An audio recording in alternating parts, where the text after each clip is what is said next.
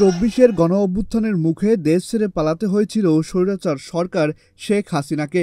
এরপর থেকে তিনি আশ্রয় নিয়েছেন প্রতিবেশী দেশ ভারতে। তবে সেখান থেকে একের পর এক বাংলাদেশ নিয়ে উস্কানিমূলক কথা বলে চলেছেন তিনি।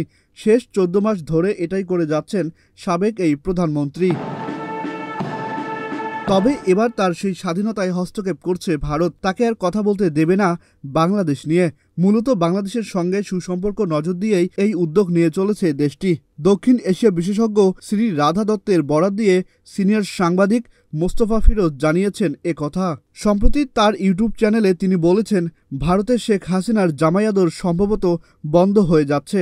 তাকে বলা হয়েছে বাংলাদেশ নিয়ে ভারতের মাটি থেকে কোনো কথা না বলতে। তিনি যদি বলতে থাকেন তাহলে ভারতের সঙ্গে বাংলাদেশের সম্পর্ক আর কখনোই ভালো হবে না।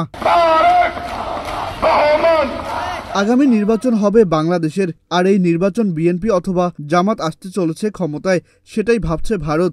তবে ক্ষমতায় যেই আসুক তাদের সঙ্গে সুসম্পর্ক তৈরি করতে প্রস্তুতি নিচ্ছে দেশটি।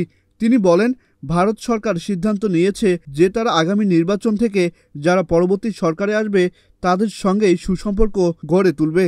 ভারত নিশ্চিতভাবে জানে যে আগামী সরকারই হবে বিএনপি অথবা জামাত সরকার। দুই সরকারের যারাই নির্বাচিত হোক না কেন তাদের সঙ্গে সুসম্পর্ক রাখবে ভারত।